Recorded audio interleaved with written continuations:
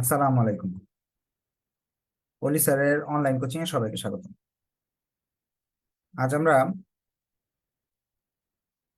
কস্টশিটের solve class করব। Solve class বলতে আপনার কস্টশিট চ্যাপ্টারের 9টার মতো অঙ্ক করাইছি। সেটার আলোকে বই থেকে আরো অনেকগুলো অঙ্ক দেখবেন। দেখার পর যদি কোনোটা না পারেন সেটা আমাকে বলবেন যে স্যার এই অঙ্কটা আমি পারি না, এটা আমাকে একটু করে দেন।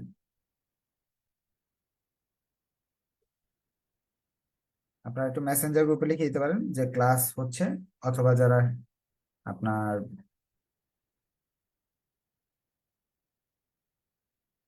লাইভ ক্লাস করেন তারা একটু শেয়ার মেনশন করে দিলে অন্যরাও ক্লাসটা দেখে উপকার পাবে ইনশাল্লাহ। আমি একটু শেয়ার করে দিই।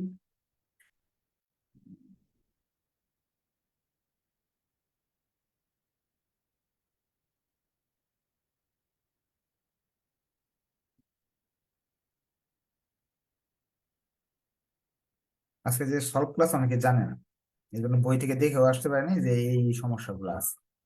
তা আমি একটা সমস্যা বের করে রাখছি, যারা আমাকে মেসেজ দিয়ে অনেকে জানায় যে এই অঙ্কগুলো পারি না।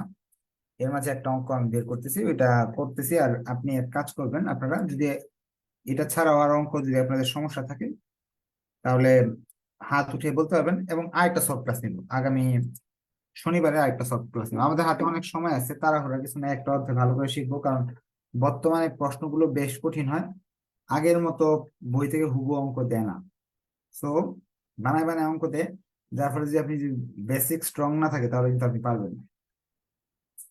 বলছে 2014 সালে আসছিল এই অঙ্কটা, বিবিএ থার্ড ইয়ারে। ম্যানুফ্যাকচারিং কোম্পানি প্রডিউস বাইসাইকেল, একটা উৎপাদনকারী প্রতিষ্ঠান বাইসাইকেল তৈরি করে। The company had 260 unit of opening inventory costing টাকা 700 পার ইউনিট ইন 2014। 2014 সালে 260টা মাল তারা তাদের আহ, ছিল, এবং প্রতিটার দাম 700 টাকা করে ছিল। এটা 2014 সালের প্রথমের দিকের কথা বলতেছে। এরপর ডিউরিং দ্য ইয়ার, সেই 2014 সালে সারা বছরে the company sold 2150 bicycle at a gross profit of 20% on sales. 2150টা সাইকেল বিক্রি করছে 20% লাভে, মোট লাভ হয়েছে 20%। Cost of material per unit was 420। প্রতিটা মাল, র মেটেরিয়াল, এক একটা বাইসাইকেল বানাতে কাঁচামাল, যেমন কিনতে কাঁচামাল লাগছে 420 টাকার। ডিরেক্ট লেবার, মজুরি লাগছে পার বাইসাইকেল ওয়াজ 40 আওয়ার, 1 টাকা 4 পার আওয়ার। 40 ঘন্টা লাগছে একটা সাইকেল বানাতে, প্রতি ঘন্টার জন্য 4 টাকা করে আমরা মজুরি দিই। ফ্যাক্টরি ওভারহেড ওয়াজ চার্জ 1 টাকা 5 পার ডিরেক্ট লেবার আওয়ার। প্রতি ঘন্টা লেবার ঘন্টার উপর 5 টাকা করে ওভারহেড, ফ্যাক্টরির খরচ, ওভারহেডের খরচ দিই আমরা। Administrative and selling expense amounted to taka 2,20,000। Administrative and selling expense, sorry, 1,20,000, 1,20,000 taka হলো administrative and selling expense. The finish inventory at close unit 120। সমাপনী মজুত পণ্য আছে 110টা। 110টা এখনো বিক্রি করা হয় নাই। প্রথম বলছে কস্ট অফ গুডস বের করতে হবে, পরে বলছে হলো ইনকাম স্টেটমেন্ট বের করতে বলছে। অনেক তথ্য দেওয়া আছে কিন্তু এলোমেলো তথ্য। এটা প্রবলেম 10 লিখে রাখেন বা এক্সারসাইজ লিখে রাখেন এক্সট্রা, আপনার স্ক্রিনশট নিয়ে নিতে পারেন, আপনাদের বইও আছে এই অঙ্ক।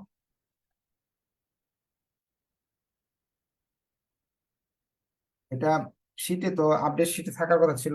আপডেট শীটটা কিছুদিনের মাঝে পাবেন আপনারা। প্রথমে আমাকে র মেটেরিয়াল হলো কাঁচামাল। কাঁচামালের কথা বলতেছে, আমরা যাই। তারা বলতেছে cost of raw material per unit was 420। 420 টাকা করে এক একটা মাল। কতগুলা বানাইছি এবছর এটা তোমার জানা নাই। 420 টাকা লাগছে হলো প্রতিটা মাল বানাতে, কতগুলো বানাইছি এটা আমার জানা নেই। সেটা কিভাবে বের করবো? বানানোটা বের করা অনেক ইজি। এখানে ওপেনিং ইনভেন্টরি দেওয়া আছে 260, উপরে দেখেন। এরপর ইন্ডিং ইনভেন্টরি দেওয়া আছে 110, সেলস দেওয়া আছে 2150। আগের ক্লাস যারা করছেন তারা জানেন এটা বের করা কোনো কঠিন কাজ না।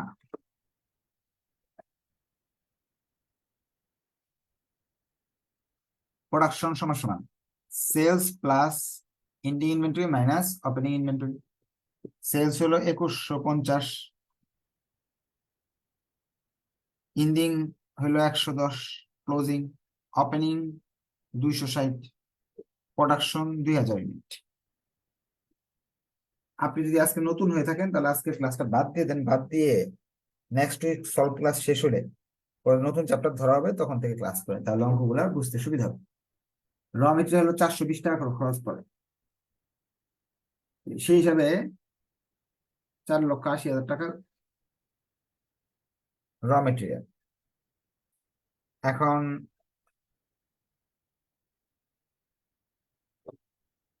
এটার সাথে লেবার যোগ করতে হবে।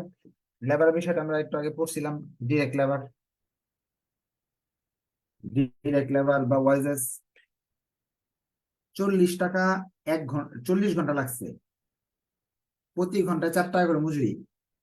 কতটা সাইকেল বানাইছেন? 2000 সাইকেল বানাইছেন, সেই হিসাবে 3,20,000 টাকা মজুরির খরচ।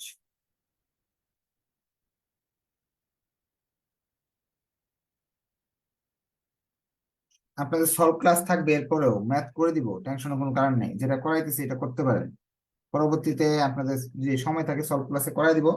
এরপরে যা আবার সলভ ক্লাসে যতদিন আপনার সমস্যা না শেষ হবে ততদিন ক্লাস হবে, টেনশনের কোনো কারণ নেই। পরীক্ষা আগ পর্যন্ত ক্লাস করাবো, বই শেষ করব। আর যাদের তারা আছে তারা ভিডিও দেখে নিবে। এছাড়া সবগুলো চ্যাপ্টার ভিডিও দেওয়া আছে না। এর সাথে factory overhead, factory overhead, factory overhead কথা বলছে প্রতি ঘন্টায় 5 টাকা, 4 টাকা না, প্রতি ঘন্টায় 5 টাকা তারা বলেছে। এরকম 2000 ঘন্টা কাজ করা হয়েছে, সেই হিসাবে তো আপনার টাকা আসতেছে 1,82,000 টাকা। যোগ করলাম 17,42,000।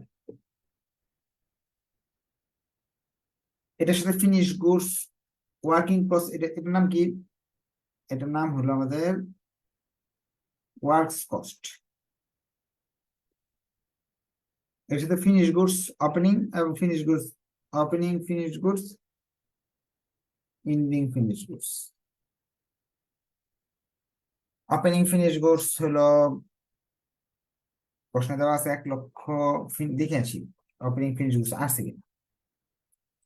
না, এখানে ওপেনিং ফিনিশ গুডস নাই, শুধু ওপেনিং ইউনিট দেওয়া আছে 260টা, এক একটা 700 টাকা করে।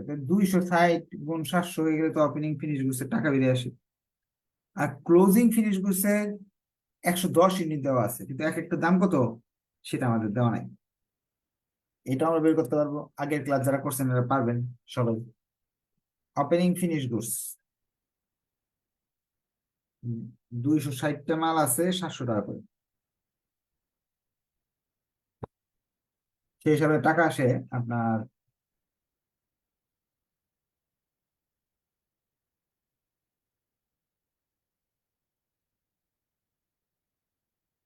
যোগ বিয়োগে ভুল আছে না।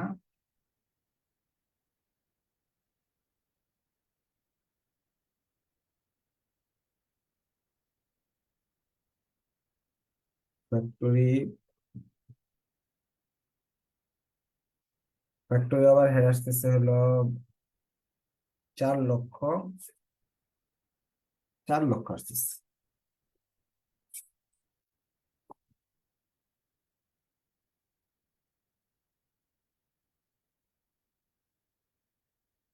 ফ্যাক্টরি আবার 4,00,000 আসলে এখানে আসে 15,60,000, আর এই দুটা গুণ করলে আসে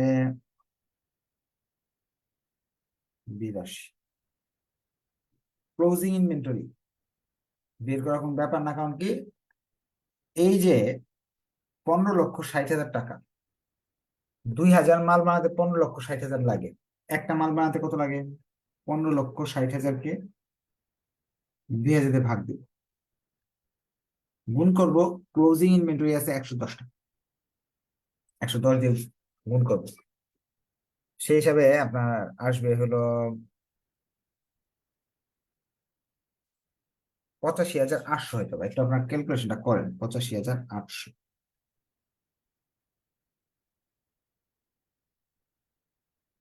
অথবা এখানে আমরা বের করে নিই কস্ট পার ইউনিট, 1,00,000, 15,60,000 ভাগ 2000, এক একটা মালের খরচ পড়তেছে 780 টাকা। তো 780 একটা মাল তাহলে 110টা মালের দাম পড়বে 85,800, বাদ দিলে কস্ট অফ গুডস সোল্ড বেরিয়ে আসবে। কস্ট অফ গুডস সোল্ড এখানে শেষ। দ্বিতীয় রিকোয়ারমেন্ট, দ্বিতীয় রিকোয়ারমেন্টে তারা বলতেছে ইনকাম স্টেটমেন্টটা তৈরি করতে বা মুনাফা কত হয় সেটা বের করতে। এতো কস্ট শিট করলাম আমরা, এগুলো ইনকাম স্টেটমেন্ট।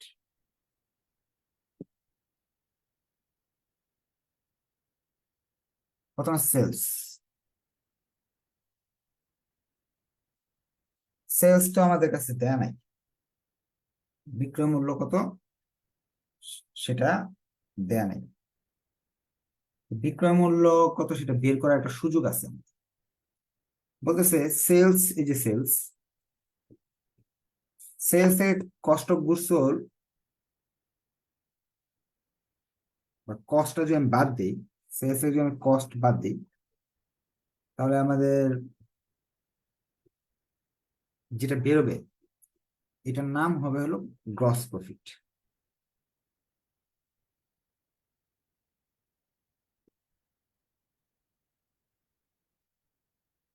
এখন একটা মালে বানাতে খরচ পড়ছে কত করে, ভাগ করছিলাম 780 টাকা করে। বিক্রয় মূল্য তো আমার দেওয়া নাই, কিন্তু এটা দেওয়া আছে 780 টাকা। গ্রস প্রফিট হচ্ছে 20%। আমি যদি 20% অন সেলস, আমরা মনে আছে হয়তোবা যে আমরা সেলস কিভাবে বের করতাম। যখন সেলস দেওয়া থাকতো না, তখন করতাম কি, এইভাবে লিখতাম, কস্টটা এখানে লিখতাম 780, এখানে এটার সাথে প্রফিট যোগ করতাম।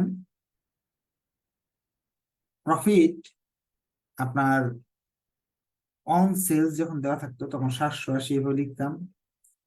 যত পার্সেন্ট বলছে, 20% বলছে, 20 এখানে লিখতাম। নিচে 100 - 20 লিখতাম। তবে গ্রস প্রফিট আমাদের বেরিয়ে আসতো 195 টাকা। এটা থেকে এটা বাদ দিলে আমাদের যেটা আসতেছে সেটা হলো আমাদের বিক্রয় মূল্য। যোগ করলে সেলস, তাহলে কস্ট এবং প্রফিট যোগ করলে সেলস চলে আসে। এটা কিন্তু গ্রস প্রফিট, গ্রস প্রফিট। দুইটা যোগ করলে সেলস আসলো। এখন সেলস ইউনিট কিন্তু আমাদের দেওয়া ছিল প্রশ্নে 2150, 2150। আর এখানে সেলস এর টাকা দেওয়া আছে, সেই হিসাবে আমাদের আপনার সেলস এর পরিমাণ চলে আসলো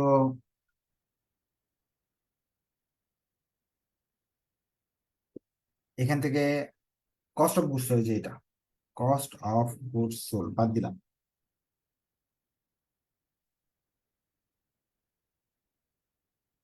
গ্রস প্রফিট চলে আসলো। গ্রস প্রফিট,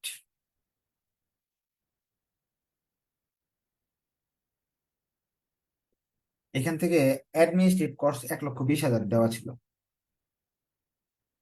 ওটা বাদ দিলাম। চলে আসো 3,20,000 টাকা। এটা হলো নেট প্রফিট। এই ছিল অঙ্ক। আপনার যদি এই অঙ্ক নিয়ে কোনো কোয়েশ্চেন থাকে, এই অঙ্কে এই জিনিসটা ছিল নতুন, আর সবকিছু পুরাতন আগের জিনিসই ছিল, শুধু এই জিনিসটা ছিল নতুন। তারপর যদি কারো কোনো কোয়েশ্চেন থাকে হাত উঠাইলে কোয়েশ্চেন করার সুযোগ দেওয়া হবে। এবং আপনাদের হতাশ হওয়ার কারণ নেই, এরপরে আরো অনেক অনেক ক্লাস হবে, সেগুলোতেও আমি আবার কোয়েশ্চেন নিব, সলভ ক্লাস করাবো। যে আজকে যদি আপনার প্রশ্নের উত্তর দেওয়ার আগে ক্লাস শেষ হয়ে যায়, কোনো প্রবলেম নাই, এরপরও তো ক্লাস হবে। তারপর যদি বলেন আপনাদের এই অঙ্ক ছাড়াও যদি কোনো অঙ্ক নিয়ে প্রশ্ন থাকে হাত উঠায় প্রশ্ন করেন, কোয়েশ্চেন করেন। স্যার এখানে কস্ট এর আর হচ্ছে যে গ্রোস প্রফিট কিভাবে বের করছেন এটা একটু আরেকবার বলেন। আচ্ছা সেলস। ঠিক। আচ্ছা এই জিনিসটা আবার বলে দিই। কস্ট, প্রোডাকশন কস্ট, উৎপাদন খরচ একটা, আমার একটা বের করছি কিভাবে, এখানে একটা ওয়ার্কিং করছিলাম, ওয়ার্কিং 2 এ 780 টাকা আসছিল। অর্থাৎ এই যে এটাকে আবার লিখে দিই, প্রোডাকশন কস্ট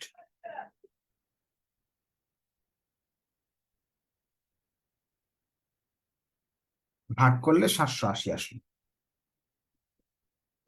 আমরা তো টোটাল কস্টের পরে নেট প্রফিট বের করার সময় এই সূত্রটা ব্যবহার করি। তাহলে প্রোডাকশন কস্টের পরে কেন নেট প্রফিট বের করতেছি? কারণটা হলো প্রোডাকশন, যখন গ্রস প্রফিটের রেশিও, এখানে কিন্তু বলে নাই নেট প্রফিট রেশিও, বলছে গ্রস প্রফিট রেশিও। আমরা প্রশ্নটা আরেকবার যাচ্ছি, যে তারা যে প্রফিট করে, gross profit of 20% on sales, বিক্রয় মূল্যের উপর 20% মুনাফা করবো, গ্রস প্রফিট মোট মুনাফা করবো। এরকম যদি মোট মুনাফা করতে বলে বিক্রয় মূল্যের উপর কিন্তু গ্রস প্রফিট, গ্রস প্রফিট বের করার জন্য এই যে এই টাকাটা 780, এটার সাথে 20 দিয়ে গুণ করবো, 100 থেকে 20 বাদ দিব, যা আসবে এটা লিখবো, যেটা যোগ করবো সেলস বেরিয়ে আসবে। প্রশ্ন বলছে সেলস এর উপর ধরতে, আপনি ধরছেন কস্টের উপর, কস্টের উপর ধরতে গেলে এই সূত্র 100 থেকে 20 বাদ দিতে হয়।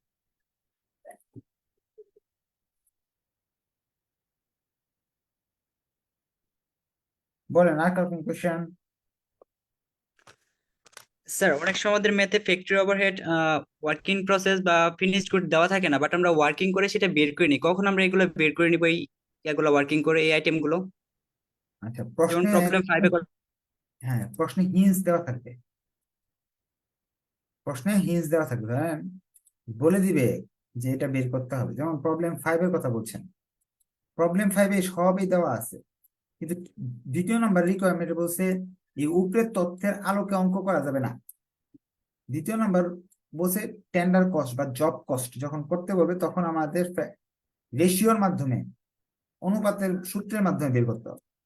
যেমন 6 নাম্বার অঙ্কেও ছ- নিচে 2016 সালের জন্য সব তথ্য দেওয়া নাই, ফ্যাক্টরি ওভারহেড দেওয়া নাই, কিছু দেওয়া নাই। তখন 2016 সালের অঙ্ক করতে গেলে ফ্যাক্টরি ওভারহেড কিভাবে বের করবো? সূত্রের মাধ্যমে বের করবো। টেন্ডার কস্টিং বা জব কস্টিং এর জন্য আমার এই সূত্র ব্যবহার লাগবে।